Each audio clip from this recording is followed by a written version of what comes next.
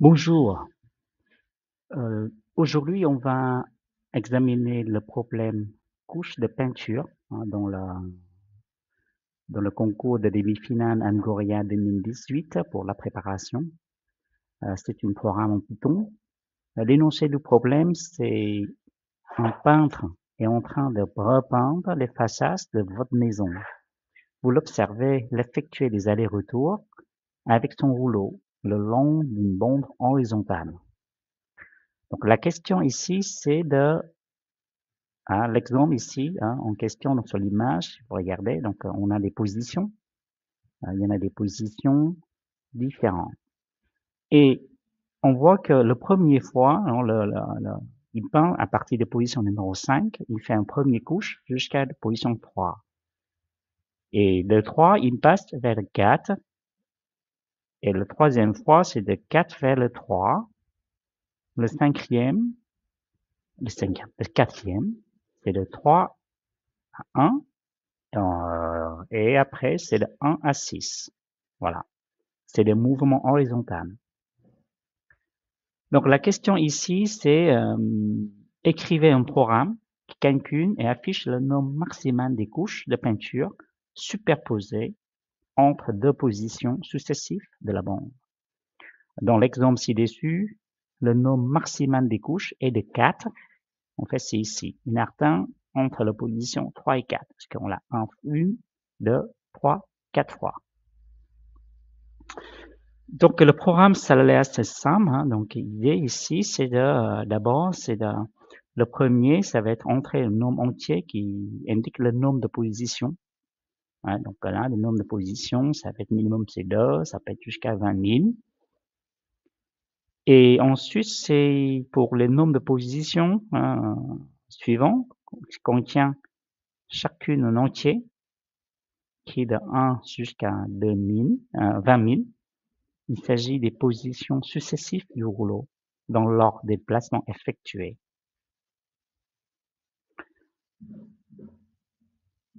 Donc, l'exemple concret en bas, on va voir. Donc, par exemple, là, on donnait ces 6 positions. Ensuite, le premier, c'est la position numéro 5.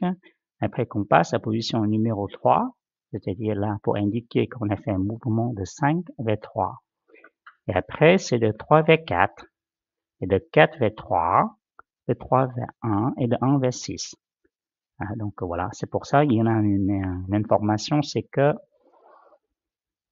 le séquent là, c'est consécutif. C'est-à-dire, on ne lève pas le rouleau. Donc le sortie, c'est 4. Donc comment faire cette programmation? L'une des premières options, qui paraît être évident et je pense que c'est plus simple à comprendre.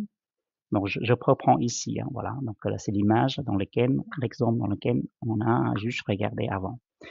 Et donc, qu'est-ce qui se passe? On pourra dire tout simplement, je vais avoir une liste. Par exemple, dans ce cas, c'est ma liste qui contient 6 positions différentes. Et chaque fois, par exemple, l'exemple, c'est l'étape numéro 1, c'était la première fois quand je passe le rouleau de 5 à 3. Ce que je fais, c'est je vais compter, j'ai dit, bon, cette position-là, je incrémente à 1, on sort le compteur. Et la position de 4 à 5, c'est 1. L'étape numéro 2, je regarde, donc là maintenant, c'est de 3 à 4, donc j'incrémente cette liste-là, cette position, cet élément à 2. Le troisième étape, c'est-à-dire là, qu'on passe de 4 à 3. C'est la même chose, donc c'est sur cette position-là, j'incrémente, il devient 3. Et après, sur l'étape numéro 4, c'est de 3 à 1, donc 3 à 1, donc c'est ici. J'incrémente les deux éléments là de la liste. Et le dernier, c'est que j'incrémente tous les positions là. Donc là, ça devient 2. Le premier, ça devient 2. Là, c'est 2. Là, j'incrémente, ça devient 4. J'incrémente ici 1 devient 2. Et le dernier, c'est comme il était 0, j'incrémente, donc il est 1.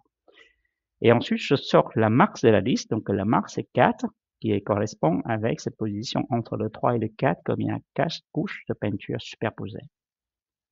Donc voilà, c'est une idée assez simple. On va voir, est-ce que c'est optimal ou pas, mais ça c'est la première possibilité Donc, le programme, si je commence par le code, donc je entre le nombre de positions, le nombre de positions, NB, int, input, pour entrer le nom. Reçu, c'est la liste en question, liste. Si vous regardez mes vidéos précédentes, donc vous savez comment générer cette liste-là facilement. Il y a plusieurs manières. In range de NB. On pourra faire tout simplement liste. Append. On ajoute les différents éléments int, input dedans. C'est le nom entier qui indique les positions. Donc là, j'ai ma liste des positions. Donc, une fois que j'ai ça, mon idée, c'est de regarder un compteur. C'est une sorte de liste. Un compteur qui au début, c'est une position qui est 0. Et cette liste-là, il contient ma NP position. NP position, tout simplement. Ce que je vais faire, c'est-à-dire, donc là, ce qu'on va faire, c'est qu'on va parcourir notre liste. J in range NB. On parcourt notre liste.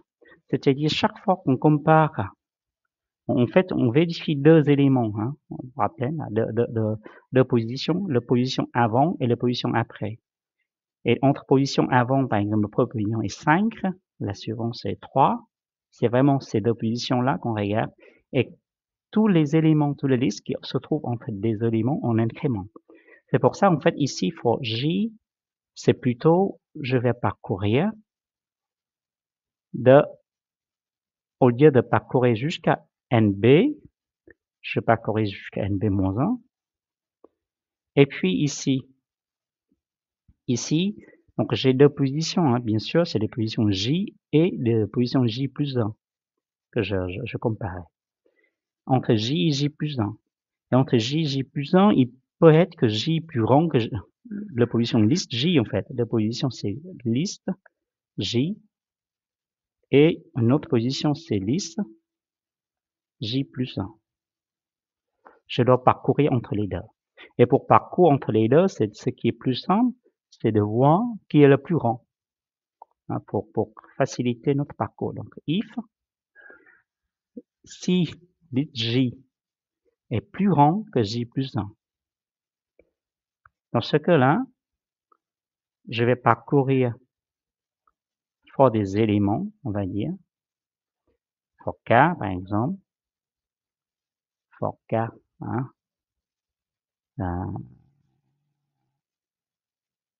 dans la position qui varie de liste, parce que là, c'est le premier élément qui est plus grand que le deuxième, I est plus grand que I plus 1. Donc, ça veut dire qu'on va parcourir de J plus 1 vers J.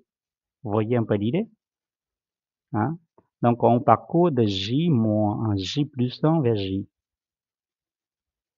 Dans ce cas-là, c'est-à-dire notre élément là, notre solution là, notre solution, c'est que on va parcourir ici for K in range de liste J plus 1 à liste J plus 1 juste J. OK?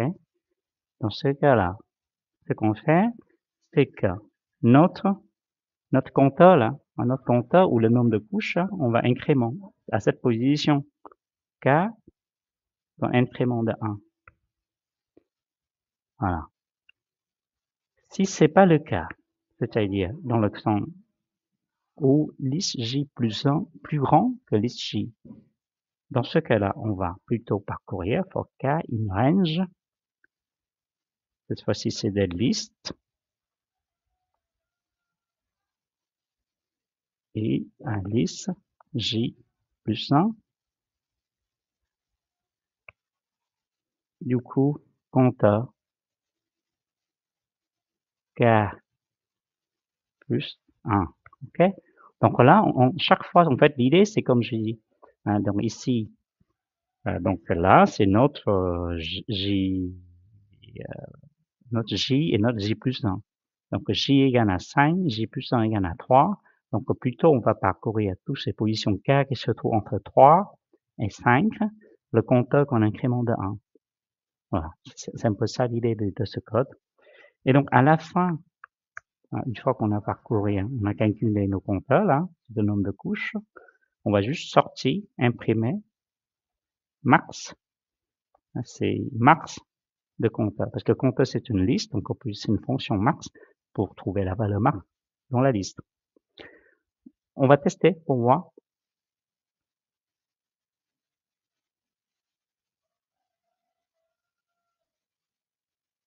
Donc on attend, hein, le résultat est en cours d'évaluation.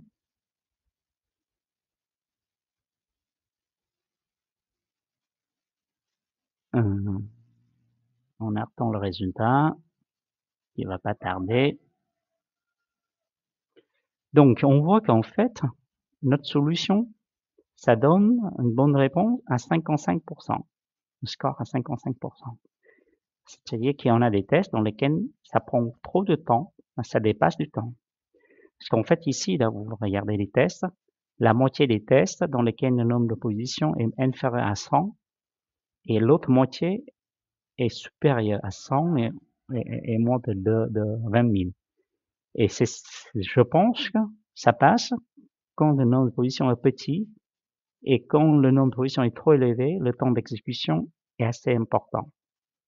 C'est pourquoi il dit limite le temps d'exécution est dépassé. Donc, il faut trouver une autre manière, en fait. Donc là, c'est une approche simple.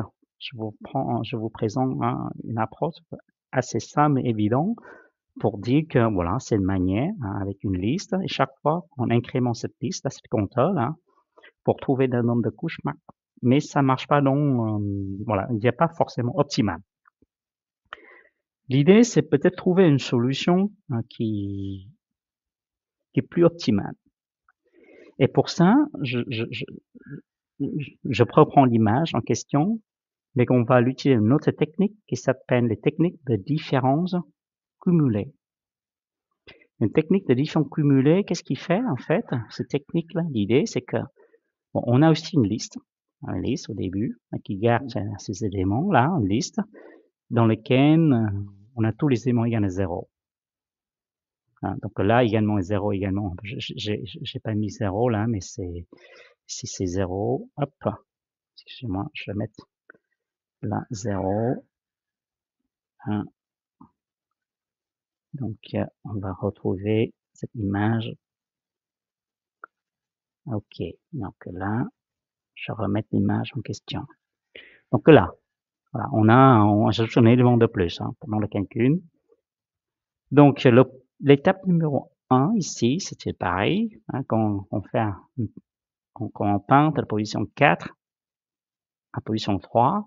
L'idée, c'est qu'on va incrémenter, on garder 1 sur les positions le plus petit. Donc là, c'est la position 3, le plus petit. Donc on garde l'idée, c'est qu'on a 1 et qu'on va mettre sur une position le plus grand, c'est 5, mais plutôt on va mettre sur le 5, mais le 5 plus 1 en fait, c'est après. Donc là, c'est un élément là pour dire que ça, c'est moins 1. Vous allez comprendre en fait comment ça marche l'algorithme. Donc on sort de cumuler. Et de la deuxième fois, on peint l'étape numéro 2, de 3 à 5. Donc comme c'est 3 est plus petit, on va prendre le 3 en incrément et sur la position après le 4, on va mettre moins 1. Donc là, position 3, en incrément 1 encore, il était 1 déjà dans l'incrément, ça vient 2. Et ici, c'est moins 1. Donc là, on garde la valeur moins 1 qu'on avait dans les étapes précédentes. Donc c'est ça notre valeur, 2, moins 1, moins 1. Étape numéro 3, c'était pareil, parce qu'on est toujours sur les deux positions entre les 3 et les 4. Donc sur les 3, qu'on incrémente, ça devient 3, 2, 3, et là qu'on met moins 1, hein, qu'on décrément, donc ça devient moins 2, et moins 1 on garde. Étape numéro 4, c'était entre le 1 et le 3. Et le 1 est plus petit, donc le 1, on va mettre 1, un incrément. Et sur la position 3, qu'on mette moins 1, donc 2 plus moins 1, ça devient 2. Tout le reste, ça change pas. Étape numéro 5, ici, sur le 1, on va mettre 1 encore, un incrément, parce que c'est lui qui est le plus petit. Donc, chaque fois, on regarde quelle est la position le plus petit. C'est là, un incrément, ça devient 2. Et ici, c'est la position 6, on va mettre moins 1. Voilà. Donc, tout le reste, ça change pas. Donc, on a 2, 0, 2, moins 2, moins 1, moins 1. Le résultat final, c'est une sorte de cumulé. Qu'est-ce que ça veut dire? C'est-à-dire que sur cette position, on cumule avec la position précédente. La position précédente, il est vraiment 0. Donc, c'est 0 plus 2 égale à 2. Et sur cette position 2, on va cumuler la valeur entre 0 avec 2. 0 avec 2, donc ça fait 2 comme valeur.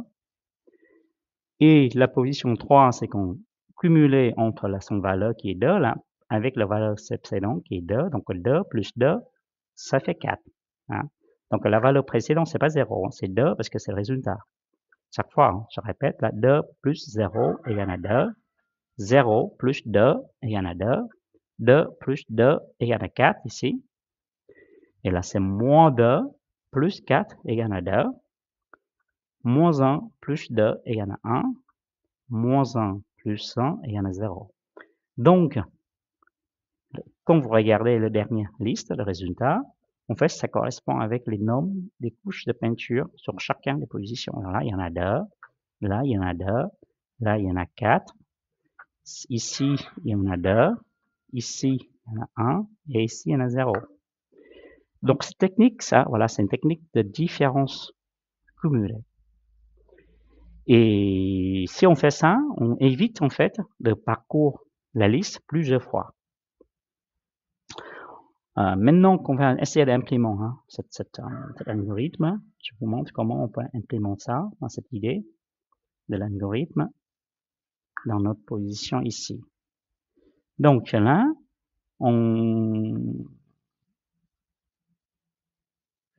ici c'est que ça, dans la partie liste, ça ne change pas. Ok, on le garde.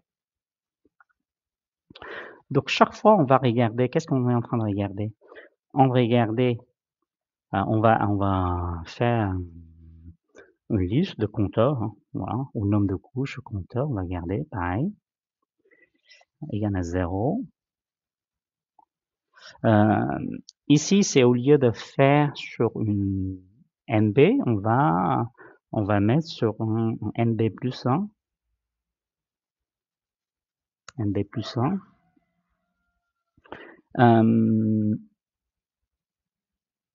Donc, bien sûr, on va parcourir notre liste en J, in range de NB. C'est notre liste. Ce qu'on fait, c'est que il y en a toujours deux positions. Donc, on va dire la première position, c'est peut-être A, qui correspond avec notre liste J. Et B, c'est notre liste J plus 1. Liste J plus 1.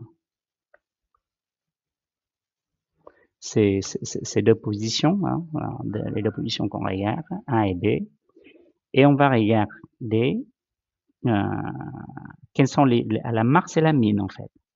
Donc la position min, du coup, on regarde le compteur du position qui était min entre la valeur A et B. Sur ça, on a dit qu'on sur une valeur min, on va incrément de 1. Et puis, par contre, sur la position max, A et B, plus 1, c'est-à-dire la position après la max. Par exemple, quand on est sur la position max, c'est après le max. Sur cette piste, ce qu'on fait, c'est qu'on décrémente. Voilà. On met moins 1. Et quand on continue à faire ça, notre liste, on parcourt une fois, et après, on va trouver le résultat. Dans le résultat, ici, le résultat, c'est égal à quoi? Le résultat, dans le résultat égale, pareil, à une liste de NB plus un élément. Et ce qu'on fait, c'est que for k in range de NB, ce qu'on fait, c'est le résultat de la position k, on va dire plutôt, ici, je vais plutôt parcourir de 1 à NB. Et donc, pour une position égale à k, il va égal à le résultat de position k-1, le précédent, plus le compteur de notre compteur en position k. D'accord?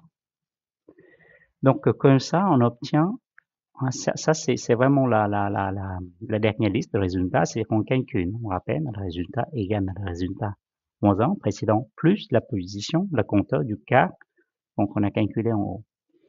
Et à la fin, le résultat obtenu, ça va être la marque de cette liste-là, marque du résultat. Print, marque du résultat. On revalide.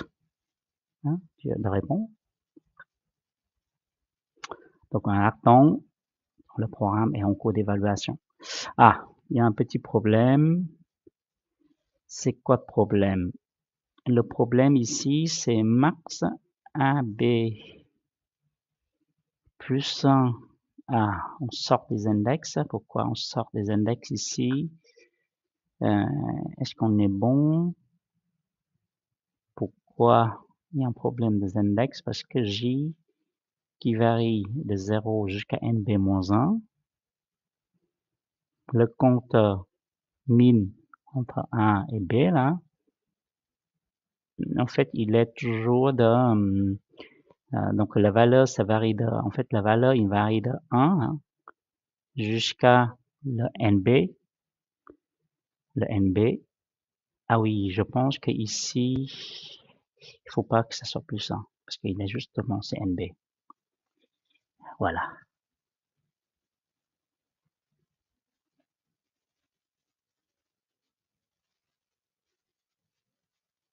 Ah,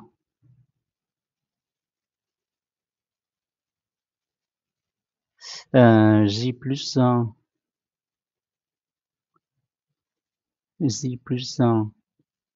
Ah oui, parce que si on parle de J plus 1, bien sûr, ça dépasse. Donc, pas J plus 1, mais on parcourt jusqu'à NB-1, bien sûr. Voilà, donc en fait, quand vous programmez, donc voilà, souvent faire un peu attention à ça, ou sinon vous verrez qu'il y en a une erreur, et l'erreur vous indique où est l'erreur. Parce que là, on part, en fait, on regarde deux éléments à la fois, J et J plus 1. Et en fait, dans ce cas-là, le range, ici, en fait, on parcourt pas jusqu'à la valeur NB, mais jusqu'à la valeur avant le NB. C'est pour ça, c'est NB-1, parce que sinon, vous rencontrez un problème des index, ce qui dépasse les ranges pour le J. Et ici, avant, c'était plus ou moins la même chose, parce que, encore une fois, la valeur là, qui n'est pas de 0, la valeur dans notre liste qui commence de 1 jusqu'à la dernière valeur, c'est NB. Mais comme dans notre position, c'est comme c'est ça, c'est pour ça la valeur qui était directement NB, c'est pour ça dans notre compteur qu'on a ajouté NB plus 1. Parce que vous savez, en fait, dans une liste, il y a toujours des marques de 0 jusqu'à le NB concernant. NB élément, le dernier élément, c'est NB-1 en fait. À d'où vient, ici j'ajoute un élément de plus, NB plus 1, pour que ça, en cas on a un index, un indice qui est un NB, ça marche. Et l'indice, donc c'est pour ça, je vais dire c'est le max. Et donc là, le résultat, on obtient, c'est 100% correct. 100% correct, c'est-à-dire que le temps d'exécution est beaucoup plus performant que le code précédent. Parce qu'ici, on a fait une seule boucle de for. Ici, vous voyez, on se calcule. Et avant, en fait, ce qu'on fait, c'est dans le boucle for, on fait encore une autre boucle for. Et le fait de faire plusieurs boucles de for, ça alourdit le programme, en fait. Voilà. Donc, j'espère que vous avez compris le problème et l'algorithme pour résoudre ce type de problème. Couche de peinture.